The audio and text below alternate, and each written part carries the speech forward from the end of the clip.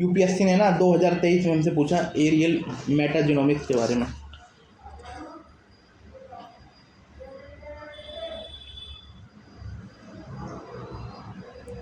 अब एरियल मेटाजेनोमिक्स के बारे में पूछा यूपीएससी ने हमसे कि ये क्या होता है। ठीक है, अब देखते हैं भाई क्या सिस्टम है। यार ये मुझे पता था, the genetic makeup of aviation species inhabited airborne device to collect blood sample. यार ये टेक्नोलॉजी थोड़ी आ गई है कि ब्लड सैंपल कलेक्ट कर लेंगे। Sending drone to inaccessible. Metagenomics है तो ड्रोन क्यों होगा? मेटाजेनोमिक्स है तो ड्रोन क्यों होगा, है ना। ये हो गया। और ब्लड क्यों होगा। अब ऐसे क्वेश्चन स्टडी करे जाएंगे, ऐसे नहीं करे जाएंगे जैसे पहले कर दिए थे। इस बार छक्का मारा जाएगा, वो भी लंबा 200 मीटर का। Collecting DNA sample from air into habitat, understanding genetic makeup of aviation species of habitat. यार हैबिटेट से रिलेटेड ये मेकअप जेनेटिक में हैबिटेट से रिलेटेड या कलेक्टिंग डीएनए पता है मुझे, तो फिर बात ही नहीं है।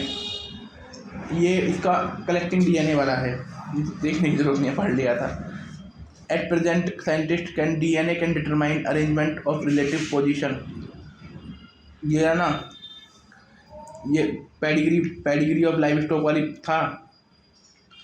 Possible to cause all human disease. भाई ऑल ह्यूमन डिजीज पागल बना रहे साले। ये ठीक है। It is possible to develop disease resistance in animal breed. ठीक है, एक 3 है। अब 2001 में भी क्वेश्चन क्या पूछा था, which of the following feature DNA make it uniquely suited to store and transmit genetic information generation to generation.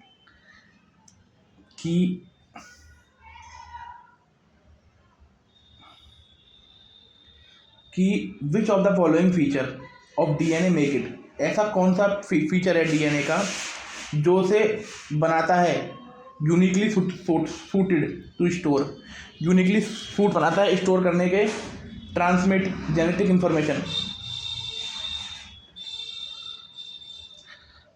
है ना, मतलब इंफॉर्मेशन को आगे ट्रांसमिट करने के लिए generation to generation. Number of base pair as per turn, double helix complementary with 2 strand. Double, ये तो दोनों ही हो गया, डबल हेलिक्स और ये। Number of base pair as per turn, ये होगा इसका आंसर सी। 2001 वाले का सी। पहले ऊपर वाले का भी देख लेते हैं, फिर पता लगा लेंगे। इन कंटेक्स्ट ऑफ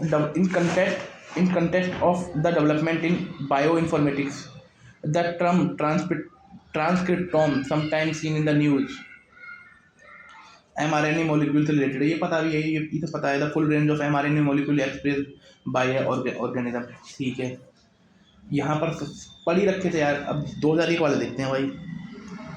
2001 में ए आंसर है भाई। Complementary double strand, complementary 2 strand. ये यूपीएससी पूछ सकता है कि भाई ऐसा डीएनए में क्या खासियत है, तो कॉम्प्लीमेंट्री ऑफ 2 स्टैंड। ठीक है भाई, कोई नहीं। अब ये mRNA का ये तो ठीक ही है, ये भी ठीक है। In such complex question etymology is very useful and rewarding since scoring in such question difficult since scoring in such questions gives you definite edge. To easily solve such question, break the term into constituent part। भाई देखिए, ये भी बात है कि अगर आपको कुछ नहीं आता तो उसे तोड़ो। In the case, it consists 3 parts: aerial, metagenomics. Aerial is not very useful.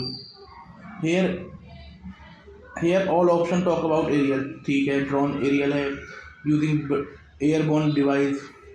एक तो कतई गलत है यार, एयरबोर्न डिवाइस तो पूरा ही ऐसी टेक्निक आ गई क्या, तो सारा खून ले लेगी। हाँ ठीक है। जीनोमिक्स एलिमिनेट सी, ब्लड सैंपल। ठीक है, ब्लड से जीनोम का क्या मतलब है, ठीक है। एंड डी सिंस, ठीक है, D genomics A and B explicitly talk about DNA and genetic makeup. The deciding term here is to meta, which means holistic. Meta means holistic.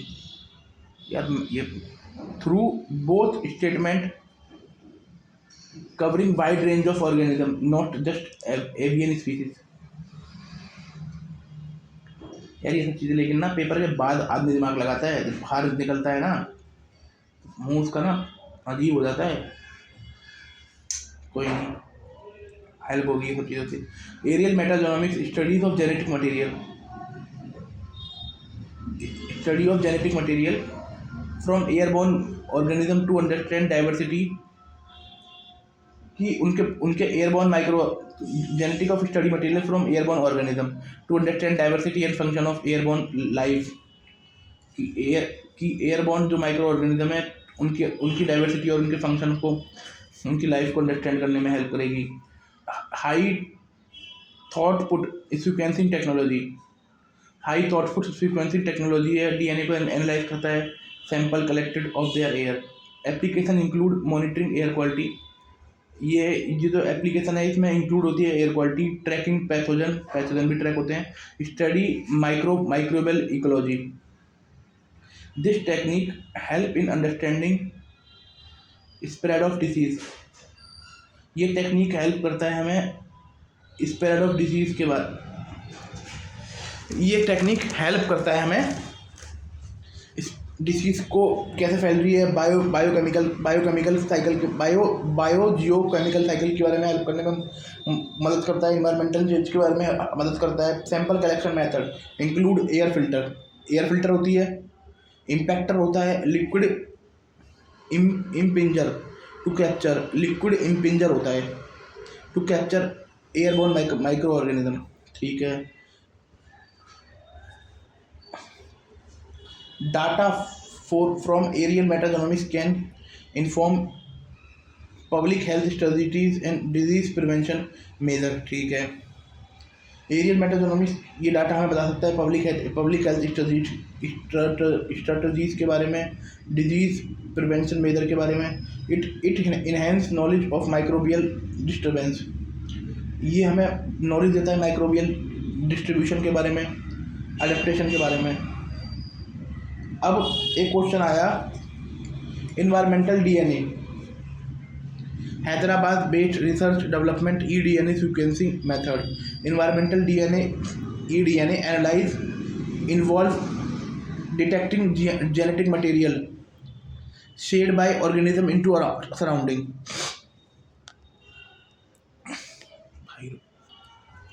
Environmental DNA का अर्थ है जीवों का डीएनए का वो हिस्सा जो उनके शरीर से निकलकर आसपास के वातावरण में मिल जाता है। ठीक है, कैसे लिया जाता है? जब कोई जीव जैसे मछली, मेंढक या प्राणी किसी झील, नदी या वन में रहता है तो उसके शरीर के कुछ हिस्सा त्वचा के कोश, उसका कुछ हिस्सा त्वचा का कोश, बाल या थूक वातावरण में गिरता है, उनमें डीएनए होता है ना। ठीक है, वैज्ञानिक उस पानी, मिट्टी या बर्फ़ का सैंपल लेते हैं और उसमें डीएनए निकालकर पीसीआर जैसी तकनीक से एनालाइज करते हैं।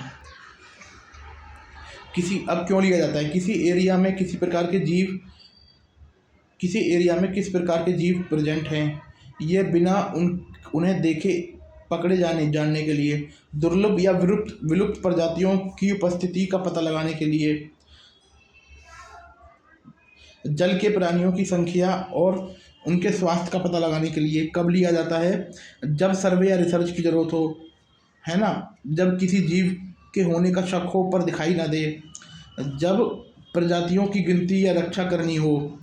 फ़ायदे: प्रजातियों को बिना छेड़े उनका जीवन का पता चल जाता है, तेज़ी से सस्ती और सुरक्षित जानकारी मिलती है, वाइल्ड लाइफ कंजर्वेशन में मदद करती है।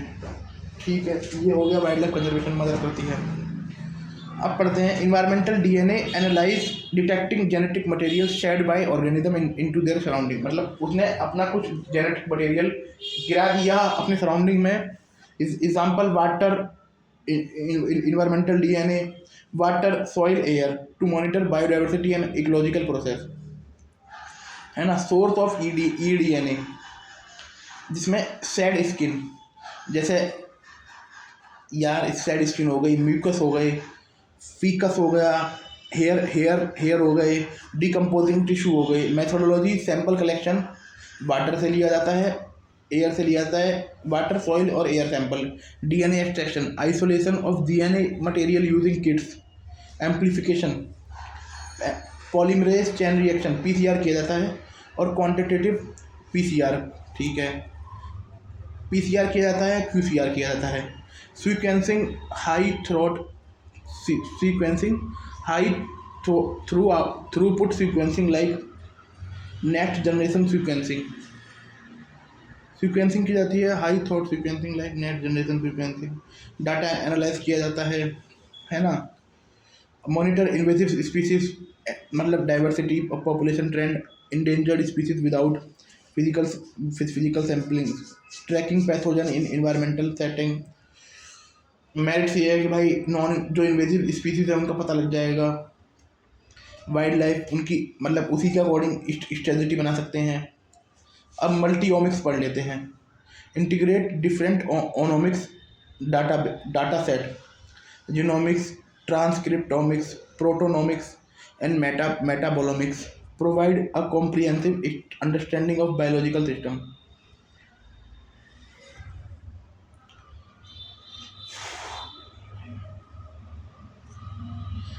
Multi-omics integrate different omics data set.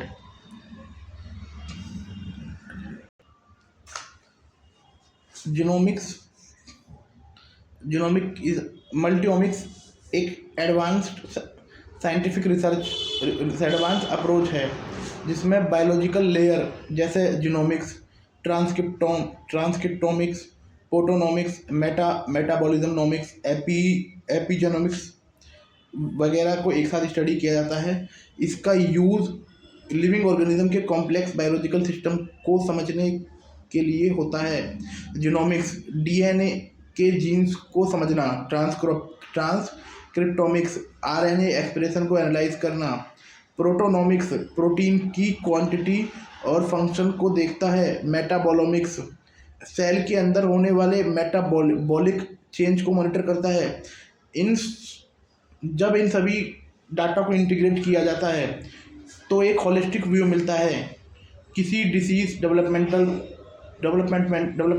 Process या रिस्पॉन्स मैकेनिज्म।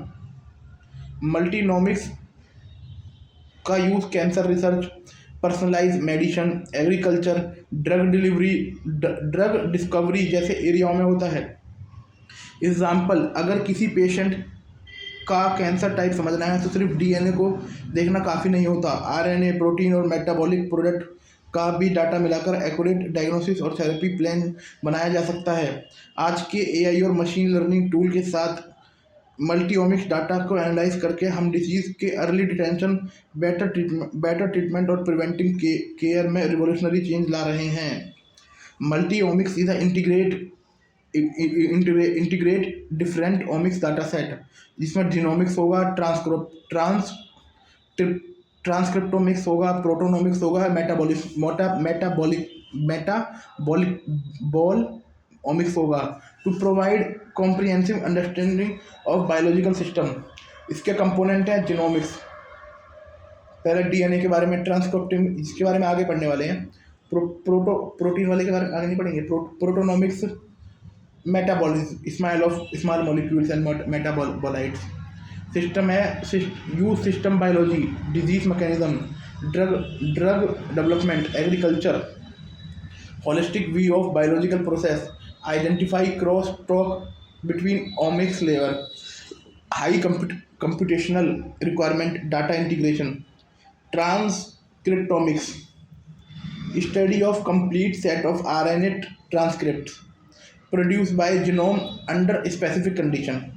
Transcriptomics आरएनए के जो आरएनए का ट्रांसक्रिप्शन होता है ना, उसकी पूरी स्टडी है, उसकी पूरी स्टडी है ना।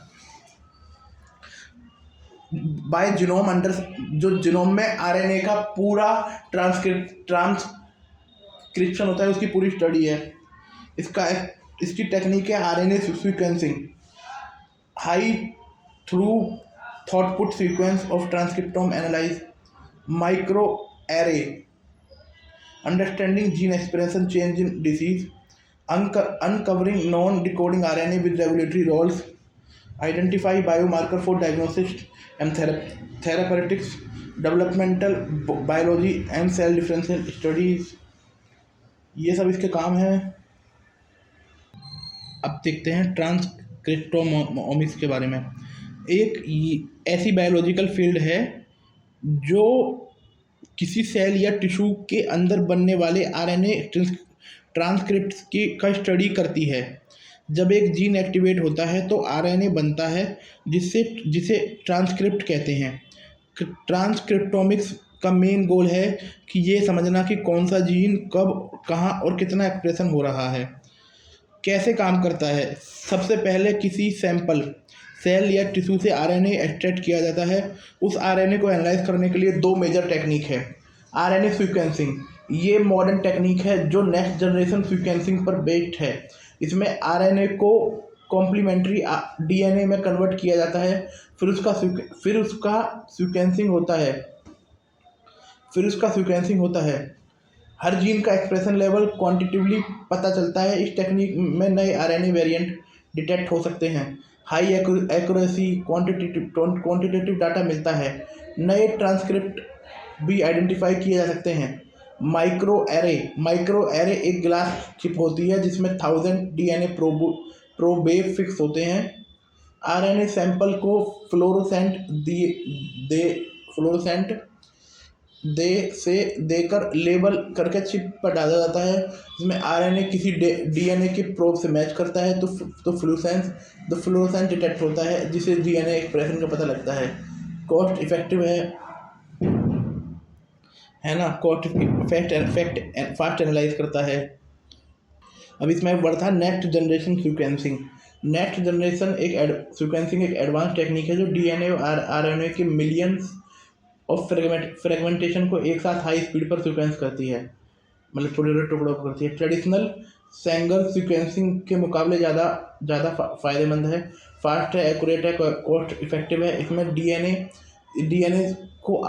आरएनए को छोटे छोटे फ्रेगमेंट में तोड़कर उनका सीक्वेंस होता है और कंप्यूटर एल्गोरिज्म से डाटा एनालाइज किया जाता है। नेक्स्ट जनरेशन सीक्वेंसिंग से पूरा जीनोम ट्रांसक्रिप्टोम या किसी भी टारगेट रीजन को डिटेल में पढ़ा जा सकता है। इसका यूज़ कैंसर में, जेनेटिक डिसीज डायग्नोसिस में, पर्सनलाइज मेडिसिन और माइक्रोबियल एनालाइज में होता है। ये बायोलॉजी में एक रिवॉल्यूशन ला चुकी है। ये हमने पढ़ लिया। एक सेकंड के लिए कहाँ गया पेन, उंगली का इस्तेमाल करते हैं। वो ट्रांसक्रिप्टोम इसमें आरएनए ट्रांसक्रिप्ट की कंप्लीट स्टडी है, ठीक है। टेक्निक आरएनए सीक्वेंसिंग का पता लग गया, माइक्रो एरे का पता लग गया। Micro array expression across wide range of gene, access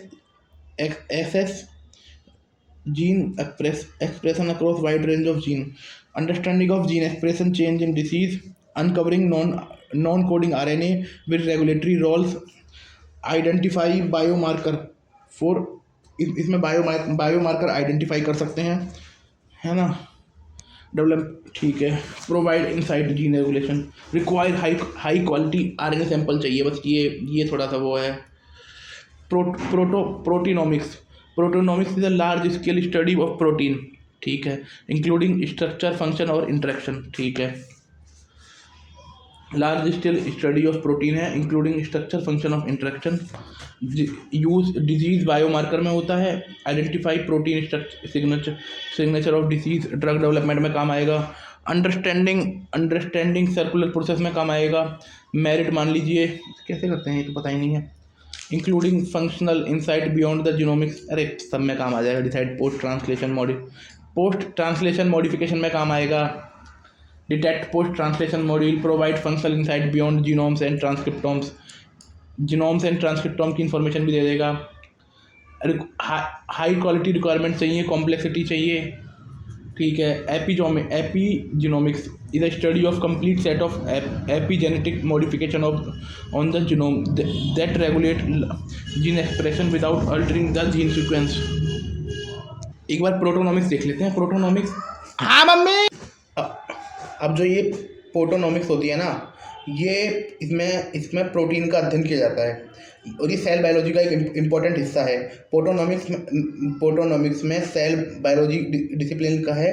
इसमें सेल टिश्यू या ऑर्गेनिज्म के सारे प्रोटीन के स्ट्रक्चर, उनके फंक्शन, उनके इंटरेक्शन का अध्ययन किया जाता है। ये एक एडवांस टेक्नोलॉजी है जो बताती है कि कौन से प्रोटीन किस समय और किस कंडीशन में एक्टिव हैं। ये बताती है कि कौन से प्रोटीन किस समय और किस कंडीशन में एक्टिव हैं। और इसमें कुछ स्टेजेस होती हैं, जैसे प्रोटीन को एक्सट्रैक्ट करो, पहले बाहर निकालो, प्रोटीन को बाहर से निकालना पड़ेगा, फिर उसे सेपरेट एंड आइडेंटिफिकेशन, फिर प्रोटीन को 2D जेल इलेक्ट्रोफोरेसिस या मास स्पेक्ट्रोमेट्री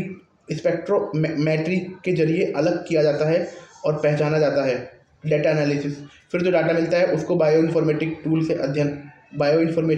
इंफॉर्मेटिक टूल से एनालाइज किया जाता है। इसका इस्तेमाल ड्रग डिस्कवरी, डिजीज डायग्नोसिस जैसे cancer marker, vaccine development, trap और पर्सनलाइज मेडिसिन में होता है। ठीक है, ये समझना कौन से प्रोटीन किस वजह से काम कर रहे हैं, कौन से प्रोटीन की वजह से डिसीज़ हो रही है, किस प्रोटीन की कमी हो रही है। ठीक है, यही है। Thank you. अब एपिजेनोमिक्स एक ऐसी ब्रांच होती है जो जीनोम के लेवल पर एपिजेनेटिक्स चेंज का अध्ययन करती है, यानी डीएनए सीक्वेंस को बदले बिना कौन से जीन एक्टिव हैं या इनएक्टिव होंगे, इसका निर्धारण इसमें मुख्यतः डीएनए मिथाइलेशन, हिस्टोन मॉडिफिकेशन और नॉन कोडिंग आरएनए जैसे तत्व शामिल होते हैं। ये परिवर्तन जेनेटिक और इन्वायरमेंटल फैक्टर से प्रभावित होते हैं, जैसे कि पोषण, स्ट्रेस, एक्सपोजर, जीवन शामिल होते हैं या जीवन शैली। इसे समझना इसलिए महत्वपूर्ण है क्योंकि एक व्यक्ति के जीन किसी रोग के लिए प्री डिस्पोज्ड हो सकते हैं, लेकिन एपिजेनेटिक्स कंट्रोल उस जीन को सप्रेस भी कर सकता है। एपिजेनेटिक का उपयोग कैंसर, डायबिटीज और न्यूरो डिसऑर्डर जैसे रोगों के डायग्नोसिस, ट्रीटमेंट में हो रहा है। यह पर्सनलाइज मेडिसिन के विकास में बहुत सहायक है, जहां हर व्यक्ति के अनुकूल इलाज तय किया जाता है। एपिजेनोमिक्स एक रिवोल्यूशनरी फील्ड है जो जीन एनवायरनमेंट, ठीक है, epigenetic complete study of epigenetics modification on the genome. और जो एपिजेनेटिक्स होता है ना, एक ऐसी प्रक्रिया होती है जिसमें डीएनए सीक्वेंस को बदले बिना जीन एक्सप्रेशन को कंट्रोल किया जाता है। ये प्रक्रिया एनवायरनमेंट, लाइफस्टाइल, डीएनए सीक्वेंस तो बदलता नहीं है, पर जीन का जो एक्सप्रेशन होता है ना, वो मतलब डीएनए सीक्वेंस नहीं बदलेगा, डीएनए में कोई बदलाव नहीं होगा, पर उसका जो एक्सप्रेशन है ना वो बदल जाएगा। ये बेसिकली इन्वायरमेंट, लाइफस्टाइल, ये सब चीज़ें इन सब चीज़ों से प्रभावित होता है। Of genome that regulate gene expression without altering DNA sequence. अब इसमें काम क्या है? Understanding disease, cancer, diabetes, neurological disorder, developing targeted therapies, HDAC inhibitor in cancer, studying environmental impact on gene regulation, diet and toxins, method bis-sulfide sequencing of DNA methylation analyzing। इसमें क्या होता है? Bisulfite sequencing for DNA methylation analysis. Chromatin immunoprecipitation for histone modification studies. RNA sequencing for small RNA profiling. Nucleotide, अब एक नया है, nucleotide polymorphism, department of biotechnology, genetic risk factor of birth in India. Single nucleotide polymorphism are single base pair variant in DNA sequence. Single nucleotide polymorphism are single base pair variant होते हैं DNA sequence में among individual occurring approximately. हर DNA में 300 nucleotide होते हैं। Feature most single nucleotide polymorphism are found in non coding region में होते हैं, but can effect gene function if in regulatory coding और coding region serve as a marker for genetic diversity के रूप में मार्कर के रूप में काम करते हैं। Use genetic association studies identify genetic predisposition disease, ठीक है।